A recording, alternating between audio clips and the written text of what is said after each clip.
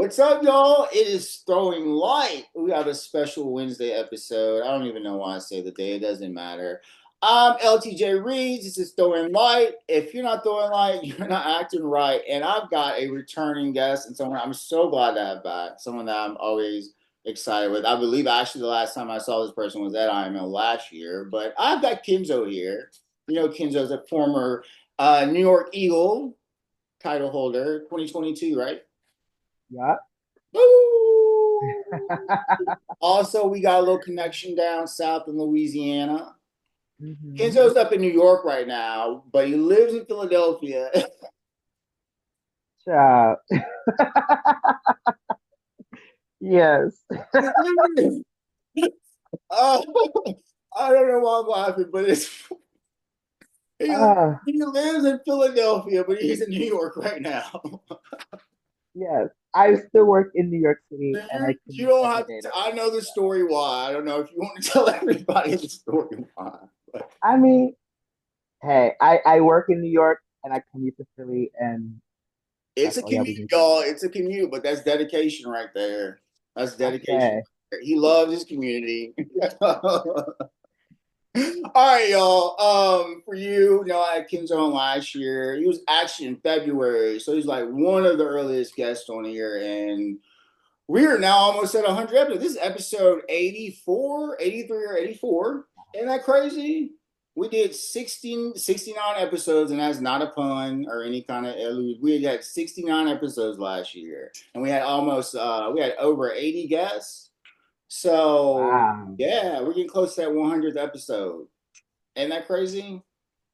That's fabulous. All right. And Congratulations. we've had some conversations on here. We've been some places. That's why I got the universe behind me because that's how I want us to think about the universe and not just the small town that we're in. That's all I want. Nah.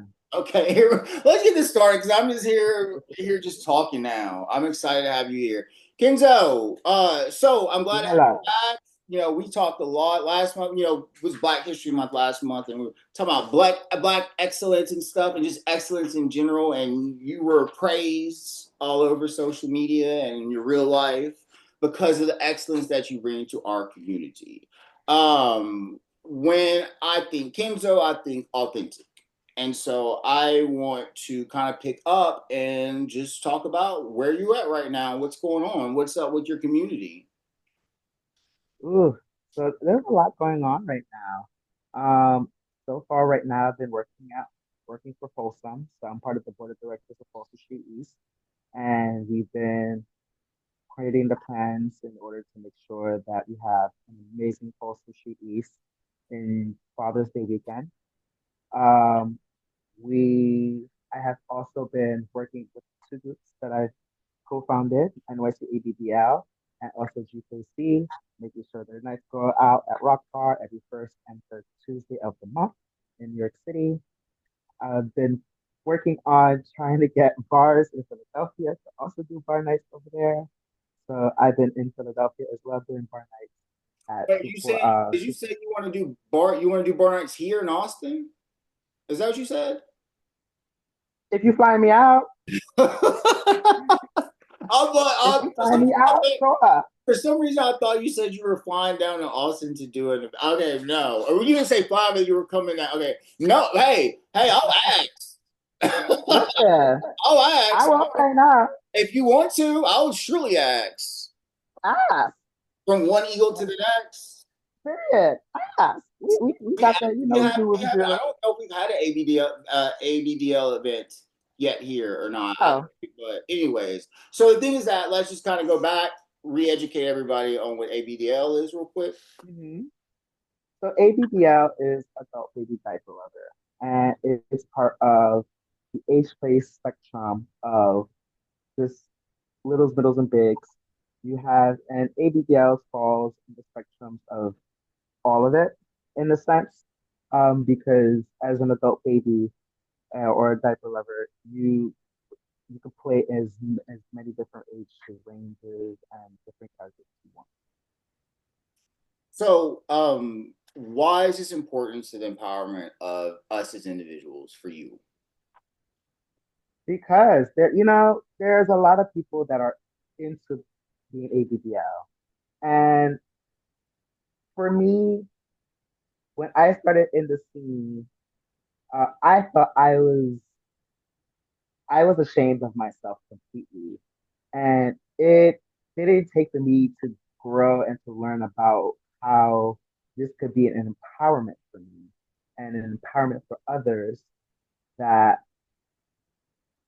I realized that no one should be ashamed of what they're into and their kinks are. We're all here to just celebrate and just be free and be happy. And one thing that I love about especially the ABDL community and doing these events is the moment people come into the door, especially new folks, when they just like when they're all tense and then they had that sigh of relief when they walk into a space and know that they can freely be comfortable in who they are without any form of judgment. It is the most joyous thing that you ever have in your heart. And I'll do that for anybody. And Well, this is a particular fetish that transcends sexuality. Straight people, heterosexual people do this. You know what I'm saying? Like this is so you know what I'm saying? It's like you know what I'm saying? Like there's a community and for you to tap into beyond our own. And this is where I want to go next. I'm like you because you don't have to be leather and ABDL. Like you right. Or you can't be leather and ABDL. Like the one thing about sorry. Go ahead. no. Okay, I'm at, so I just want to know how the leather community has been for you with a. Oh, oh, they've been great. It's been absolutely amazing. Because one thing that I've learned about in leather is within all forms of kink, even including leather and everything, they all speak the same language. It's just different terminology is used in different ways. But we still talk to one another and we all recognize that we could all be all forms and shapes of kink. And we don't have to limit ourselves to just one kink. Yes, you can be leather, but yes, you can also be ABDL. Yes, you can also turn like there's one thing that I appreciate about I'll post about myself. One thing to appreciate about myself is I was a stepping stone representation of that. Of you can be many forms and aspects of leather, kink, and fetish, and bring that all to the table and speak on how all of it is all important. It's it's a way of life and how a way that each of us as kinksters like preach and see each other every day. The leather community, and even now, like it's becoming a lot more progressive on other forms of kink and learning to actually destigmatize, help destigmatize these kinks. Because years ago, nobody was talking about ABDL. Nowadays, we're on the table. Like we're at the table, and people want us included in it because they know how important. So in terms of being a kinkster and what I found fascinating is that especially with like our climate when things are going on and building bridges, you know, how can we help bring more people to the table? What are some ways that we can create more community, more uplift, no shame, you know what I'm saying? What are some strategies as you as someone that's in that place, like how can we be better in including this community and being aware Absolutely, and also appreciating the kink for what it is. yeah, absolutely. I think number one is education. You got to educate yourself, even if you're not into it, right? You got to educate yourself on what's it about and why people do what they do. Because even if you're not into it, like you may know people that are into it, or at the same time, you may know a direction of where to point somebody to to the right place. Got to be into it. You got to educate. You got to educate yourself. Um, you have to be supportive of the things that, like, for example, I know a lot of friends that like repost like every single time I do an event, either repost it or they they talk a little bit about it, or if they know a couple of people, they was just like, hey, this person knows. Like, make sure people get the right information out there when you're promoting events and stuff like that. And also be open minded. Like, our community is so sheltered because a lot of folks, especially in our community, when they talk to others about who we are, they get vulnerable. Like, a lot of people are get vulnerable because this is something that's still a little bit taboo. But now that as Kinksters we are accepting and being open to have ABDL in on the table, we have an opportunity to break that stigma by inviting everybody to the table and just being like, hey, what do we need to create a safe space for you in this sport? What do we need for us to have for people who want to potentially know about this to know about this? Why is this so great and why is this so a thing for a lot of people? Like, is those individual questions that we all as cases have to continuously think in our head to know that everybody belongs in the table. And I mean, ultimately, like, and I think you said it pretty well when you say like, it's like getting to know and understanding. It's no different than Hmm. like, especially like with the trans community, trans people. Like, it's just the willing to take the step to understand. If you have a preconceived notion or you're looking over at something and you've got your nose stuck up, like you're doing the what I think is like the worst thing you can do as a human being is to judge somebody.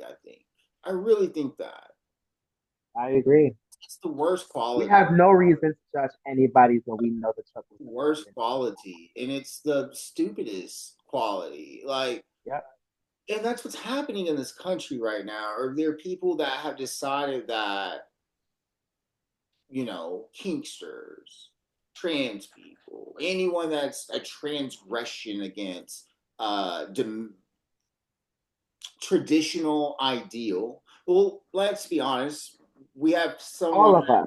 we have people that are wanting to be they want to completely eliminate any kind of diversity, basically all diversity they want to get rid Right. of. Wow. They want all of us gone. They want any kind of so this is kind of at the point where you know what, Ginzo, we should be able to unify with other communities that are being Absolutely. erased, except we got a problem. You know what that problem is? We've got some callers that coming from in the house, and they're saying that this is LGB without the T. Now we're dealing. This is where we are. What do you think about that? I People really need to read their history and understand that there is no LGBT without the T. Um, in New York City, um, Marsha P. Johnson, Sylvia Rivera, and so many other trans folks of color have been part of the forefront fighting for equality, fighting for the LGBTQIA movement. And it's been documented, it's been everywhere and said, and it's been emboldened in people's minds. So for people to flat out say that the LGBTQ community should be without the T is flat out disgusting to me.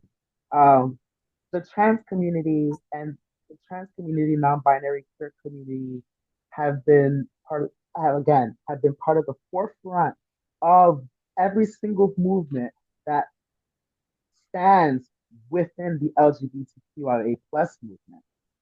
Like, so for people to just be like, okay, you can't have LGBT without the T. It's still to this day like I get cringes on my back because I know it's so many. I've been around many different life forms of folks that's on this planet, and I, there have been for myself as a queer person in this as a queer non-binary person. I have learned so much from a lot of trans mothers and trans fathers, and so many parents out here that have taught me to be the person that I am today.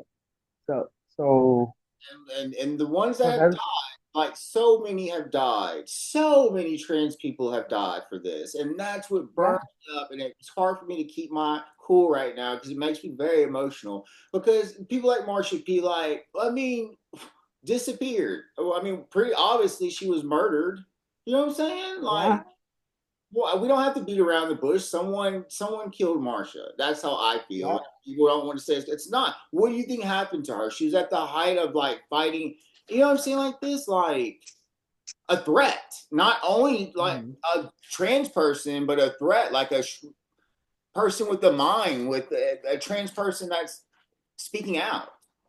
Marsha was someone that was changing the revolution of what queerness looked like in America. Marsha was a person who stood up. Marsha Sylvia, um, so many trans people have been the part of the matriarchy of standing up and making sure that our fight is being fought for. What's So for the story they say about Stone, right? The a drag queen was no, it was a drag queen, or was it was a drag queen that threw it was Marsha P. Johnson. okay, so Marsha P. Johnson threw that freaking brick. okay, I'm thinking about someone throwing a heel for some reason. I must be getting something confused. Marsha threw a brick. Well, there you go. Like There you go. it was her. She threw that brick I and encourage it started to fall I all encourage right. people that are watching and listening to this right now. Y'all need to go. I know I got a LGBT history book. Like, just make an effort. Like, go read about somebody. I was just talking about last episode about one of my heroes being Pedro Zamora. If you don't know who Pedro Zamora is, like privilege, man. Yeah. It's privilege. It's and and it brings back to something that's been I've been reading and been talking about in my day job is the fact that currently the government the government is trying to do sanctions on the CDC and especially on HIV and AIDS Horrifying. relief funding.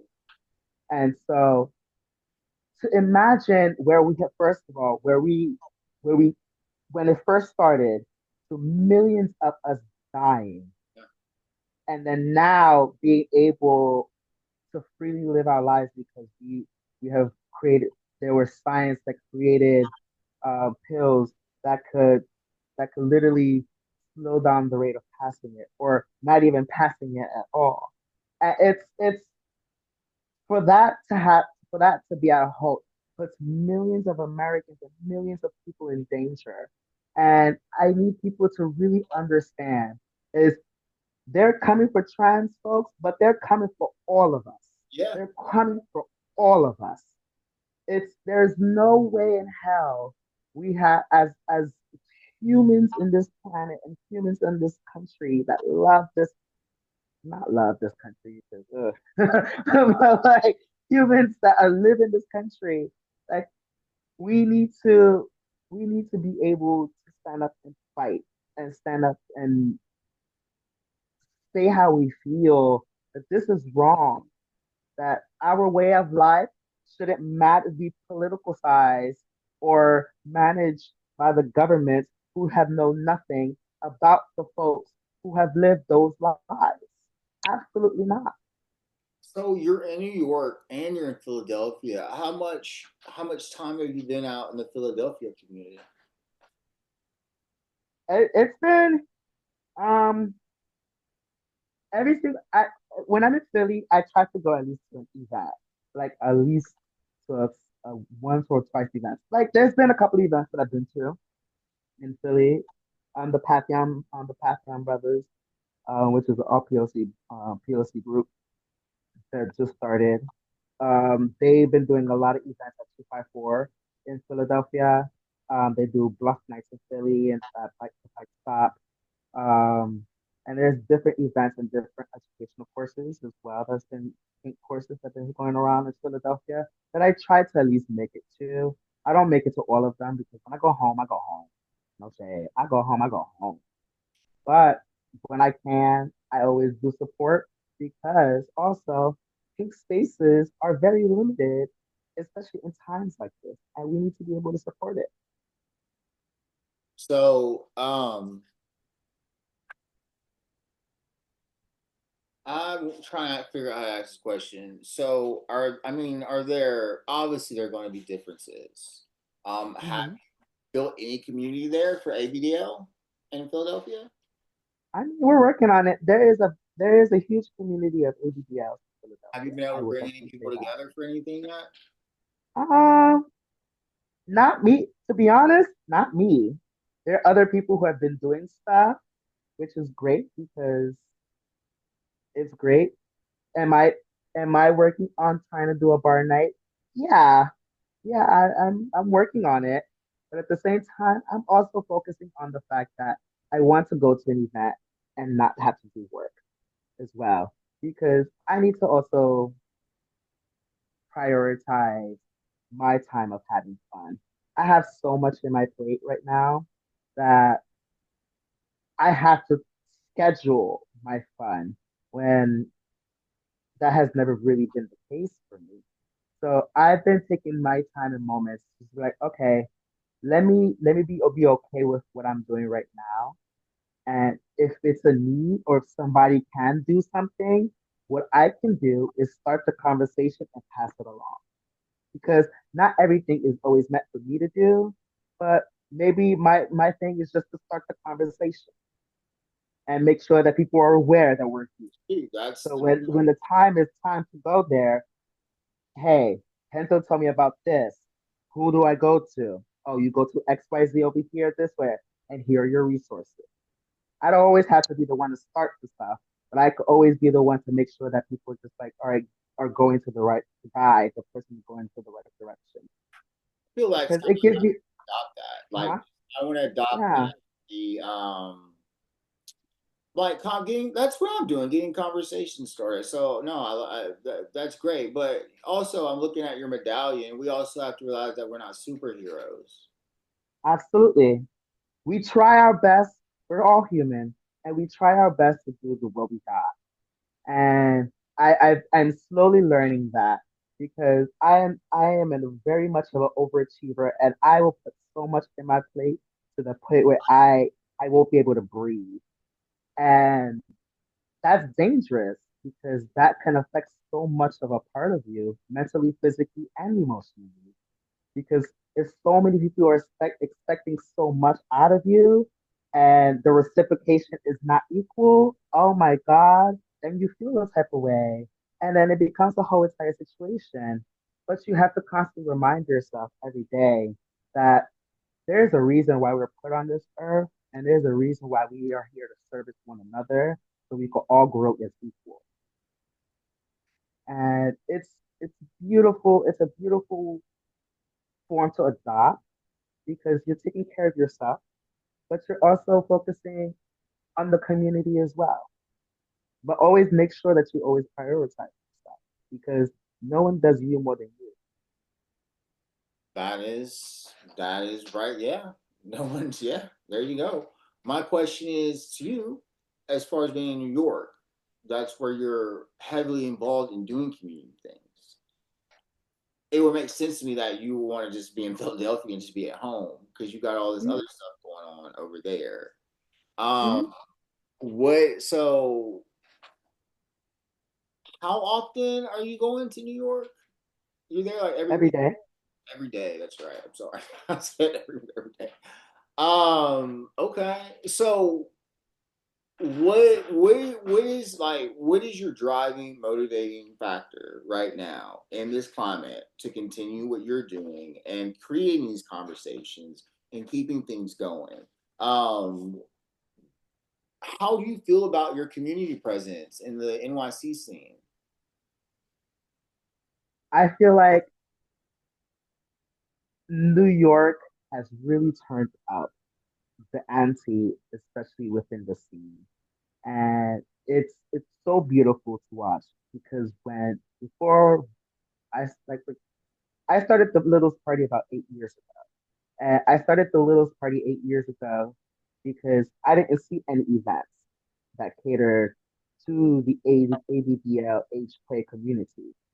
So when I did it 8 years ago, and I saw it go from 5 people showing up to 15 people showing up to 30 people showing up to 50 people showing up to 70 people showing up to 80 people showing up on a random Tuesday or a random fourth Friday or whenever. Like it becomes it becomes such a community based thing where it's just like, okay, I don't know how to I don't know how to describe it, but it makes me feel so proud of just how our community just shows up for one another and how we're willing we're willing to educate and welcome everybody no matter who they are. And I think that's why it's so important for me to continuously show up because no matter yes, we're showing up in numbers, but I will say we lack diversity. I'm sometimes probably one of like five people of color that shows up to the event. But because I'm one of five, 7 people showed up. 10 Black folks showed up and want to participate or see themselves and say, I can do this too. Oh, he's doing that. Oh, I can do that. And he looks like me. He's the same size as me. He's the same color as me. Like, and he's out here in a diaper, like living his best life. Let me do that too. And I proud myself with consistently trying to maintain that attitude because there are a lot of folks, especially a lot of folks of color, that will still view kink and many different forms of kink as something that they will never try without even educating themselves first. Well, sweetheart, you know I love you, but if you come down south, it's going to be a journey. It's going to be some work. Listen, So, listen, I've already been to Atlanta, Georgia. I've been to many different states down south. And you know me, I am not afraid to speak my well, mind. on the real And though, like let's. I mean, I don't know if we're doing anything here at the Eagle, but let's have that conversation, and from one Eagle family to the other. Let's talk about that. I would love that. So, Kenzo, we're getting towards the end. There's been like two, four. No, I don't know if this was part of the format. There are like two little tweaks that I do now. But the last, obviously, is going to be my last question. And the question is that do you think there's any aspect about our community that you think we're not shedding enough light on in this moment? Hmm. I think And I'm not trying to I'm be. a com- I love my trans, but you don't say trans because that's like we know that for everybody's saying. sure. No, no, no, no, We for all know that. sure. Well, I think we need to be highlighting more things that we're not into, like the ABDL community, like some of the sisters. Uh, there's so many. We need to, and I'm gonna continuously say this over and over and over again. We need to open up the table and broaden up the table for everyone to have at least a little slice of what's on the table and understand that as kinksters, and this is everyone, we all speak the same, we're all human, we all belong in the same room as one another. And I want more folks to be and open enough to educate themselves, even if they're not into it, to understand why people are here on this earth doing the things that they're doing. I don't know. It's crazy. I don't know. I was just thinking in the aspect of just saying a little while ago how I think that judging is like the worst thing you can do. And um this is where I get it. This is where I struggle with like leather contests and all of this diversity and being the change that we want to be and being accepting people. Like, we're still doing binary things in our community. Yes.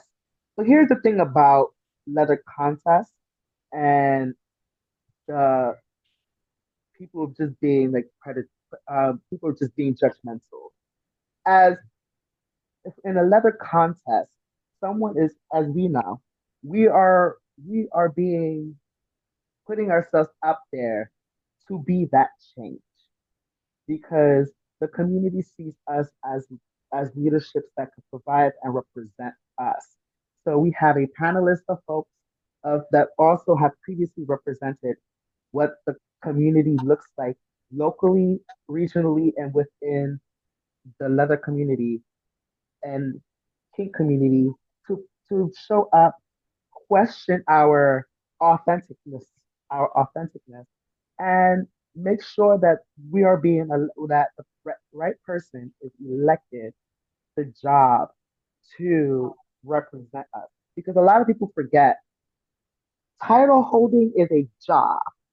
It is a job. It is not sure it's you'll become instantly a little bit more known than what you've been known before. But at the same time, it is a job that you're being elected to do and elected to represent your community. You do that in a bad way, you're reflect that's reflected on the whole entire community. And you do anything in a positive way, that is a whole entire thing that's reflected on the community. It's it's a big heavy weight to hold, but to be judged in a title form is I see that more as a way as an interview or as a pre-negotiation to the actual job that you're actually doing. Yeah, yeah. Um, but I guess what I'm trying to say, I want to see the reflection of the changes that we want to see. Like, a lot of people feel like people are being put on boards to be tokens and things like that, and I hear that a lot, and I don't feel like that's the energy we have here in Austin. I think we generally are one of the communities that are, we have a lot of women present here. Mm-hmm. Goddess is here.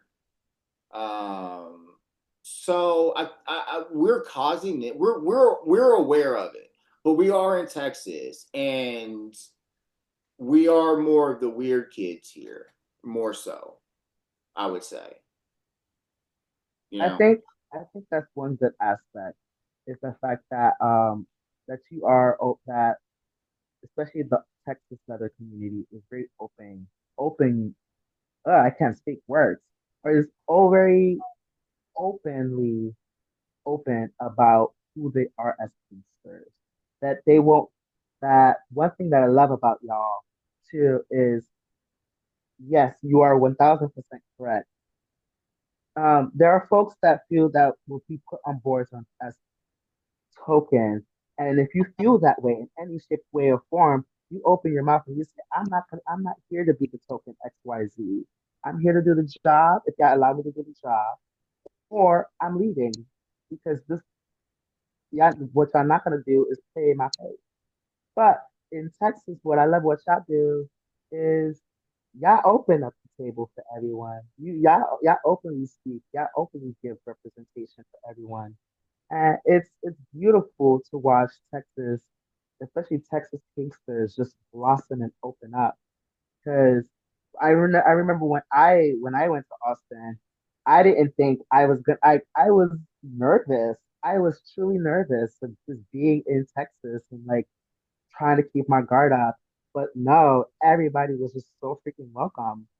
And I saw community and I saw what progress looks like, and especially in a state where they're fighting constantly against you. And there's so many people, especially in Texas, that are constantly fighting the fight. And so I appreciate everyone, especially in that state, that are continuously fighting the fight and making sure that our rights are continuously being fought for. Got some top dogs down here. I mean, Yeah, I do. Yeah, I there's do. Pedro Coronado, Austin Abernathy is down here, Dr. Tyler Leatherman.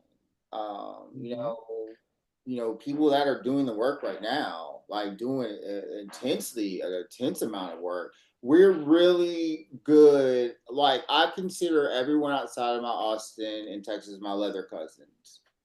Yeah. Those are my cousins. Those are like we work together on a consistent basis. I'm going to Dallas. I'm going to San Antonio. I'm going to Houston. So we are tight. We Yeah. we are tight. But y'all know, but y'all all also understand your purpose of being in the space. And y'all all appreciate your whole entire surroundings and purchase and being in the space, which We have to is just beautiful. of like you know I mean we can't exaggerate being in Texas, which is like the meanest red state, and we have to be the opposite of that, and it's danger. Yeah. It's dangerous to be who we are in Texas. Yeah, I mean they're coming from us hard. They've already gone after trans. Now they're going to make it illegal to be transgender, basically here. Hmm. Like Make it's it a fellow. They're trying to make it a felony over, um, which that. But the guy is here wants to be just like the guy that's president right now, and he wants to be a mini version of him. So, anyways, all right. Kenzo, thank you so much for coming back. I'm excited because I'm going to see you next month. Well, in 2 months for IML. Thank you so much. There's one thing that you have to do before you go. You have to what I close gotta the do. show. You have to close the show. You have to close the show. Oh, oh, Are you ready? thanks. I'm going to I am count ready. three, and when I count to three, you're going to say if you're not throwing light, you're not acting right. All right. All right. You want to practice? Okay. I Here got we this, go. girl. 1, 2, 3. If you ain't throwing light, you ain't acting right. There you go. Hmm. My name is Kenzo, y'all. I love you, Philly. Kenzo, hello. Thank you so much. All right, y'all. That's been another Throwing Light. See y'all later. Love you.